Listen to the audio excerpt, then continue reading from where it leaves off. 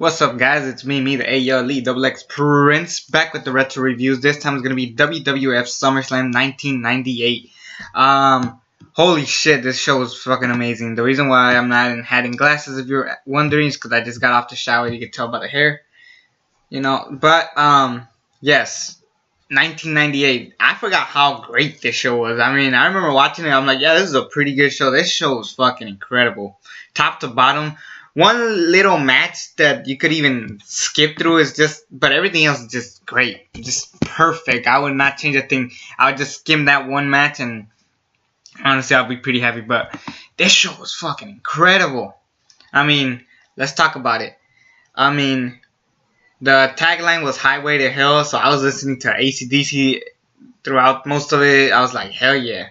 So we kick off with D'Lo Brown defeating Val Venis by DQ. This is for the European Championship, and I'm actually shocked how well these two could go in the ring. Val Venis is very underrated in the ring.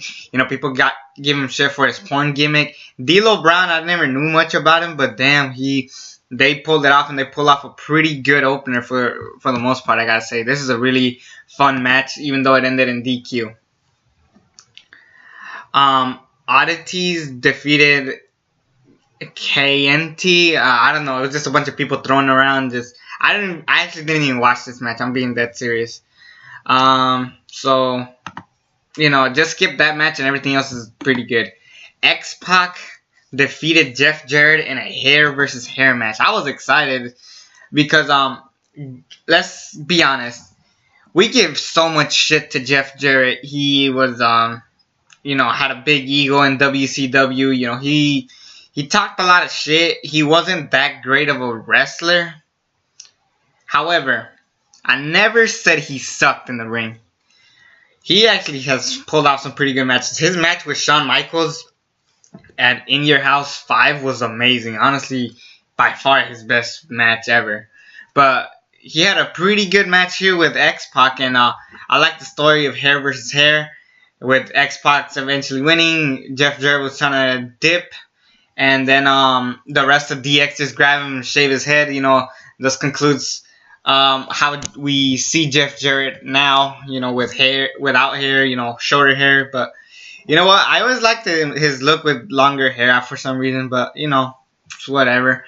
X-Pac, you know, everybody thought that X-Pac was a shit wrestler, but it's mainly the characters. I mean, we always give shit to the Godfather for being a shit wrestler, but I mean, look at his character, how over that got. So, in the Attitude Era, it was like, it was impossible to not get over around here. So, just saying. Edge and Sable defeated Mero and Jacqueline in a mixed tag team match.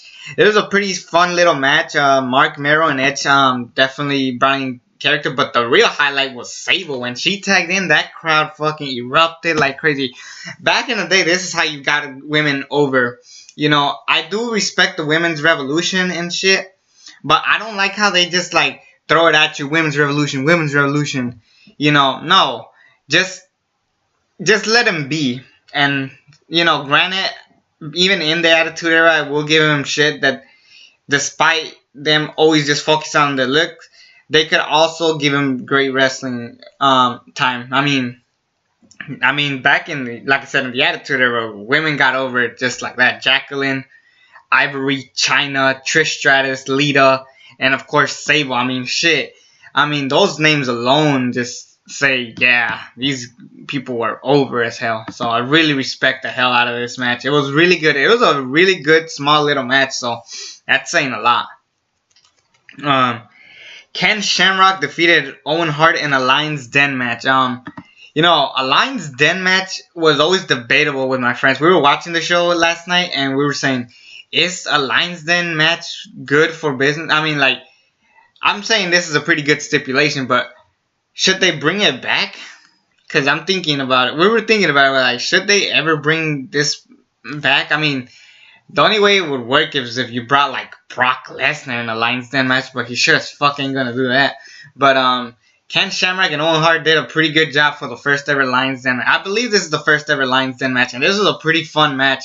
It was pretty cool how it looked. Like, it was in a backlot brawl. It reminded me of, X-Men when Wolverine was taking on this one dude in the movie. That's what it kind of reminded me of. It looked pretty badass. It looked different for once. You know, I like that. You know, at the time WWE took risk and tried to do something cool. And this is one of the few times that WWE took a risk and it pulled off pretty good. It looked pretty freaking amazing. So yeah, Ken Shamrock looked strong. Owen Hart even looked strong, even though he tapped. But you know, it was just a really good match. I really enjoyed it. Actually, I kind of want to go back and watch it again because it was only like 8 minutes long, but it was just 8 minutes of pure great action, and that's what I love about that. New Age Outlaws defeated Mankind and I guess Kane. He was supposed to be in this match. This eventually turned to a handicap match where the New Age Outlaws just beat the crap out of Mankind, but then Kane comes out of a trash can, just beats the hell out of Mankind. So despite this not being a great match, you know, it was a good moment. I mean, it wasn't the worst thing in the world, but it was good. It was good enough. You know, I enjoyed it for the most part. But eventually, Kane does do some stuff later down in the later on the show. Shit. Next match. This is the match of the night by far. Rock and Triple H for the Intercontinental Championship in a ladder match. Holy shit! You would never expect Triple H and The Rock to pull off a ladder match, let alone one ladder. You know, rarely do wrestlers can pull off a match with one ladder. Ambrose and Rollins tried. It was a good match, but eventually they realized that they needed more ladders after all. But here they just took all out. It was just a great storyline. The Nation of Domination versus DX. Plus, speaking of DX, that entrance with Triple H and the song playing live, that was a great entrance. Honestly, people talk about like Triple H's greatest WrestleMania entrance. This is one of the best SummerSlam entrances. That and the DX tank in SummerSlam 2009. But damn, this was a good match. It was just good. I like that when they did the people's elbow when Triple H was under the ladder. And I mean, and back in the day, and this is good to see because I'm tired of ladder matches where the guy walks super slow. No, they were like on a rush to fucking go for that belt, showing that the Intercontinental Championship meant something, even if it looked like shit. Yeah, I never liked that design of the Intercontinental Championship, but thankfully we got the original one. But hell yeah, this is a good match. I really enjoyed it, and Triple H wins the Intercontinental Championship. And at this point, Triple H, you know, when Shawn Michaels left, Triple H kind of had to take over, and hell, he took over, man. But then we get to the main event, one of the biggest built matches ever. Stone Cold Steve Austin puts the belt on the line against the dead man himself, The Undertaker. Now, granted, despite the shenanigans with Kane, it was still made both men look strong, and I like that handshake. They kind of broke off character, and Stone Cold and Undertaker shook hands, and Stone Cold stood tall. But overall, this was just a good match. Just fucking brawls everywhere.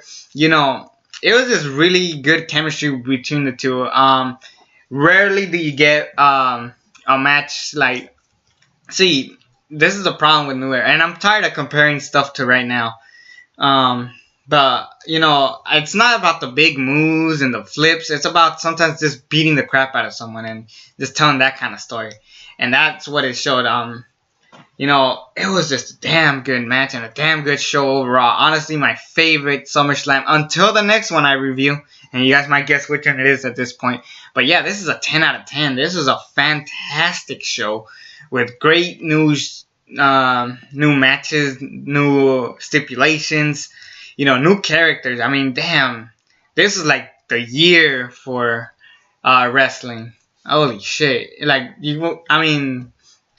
WCW was kind of dead, so it's like debatable if you want to say that. But I mean, WWF was killing it in 1998. Honestly, one of my favorite years ever, even though I wasn't born yet. But shit, this was fucking great. I love this show top to bottom. If I could watch it again, I would, but I have to get to the rest of these retro reviews, and I'm getting on to the next show. Till then, I'm out.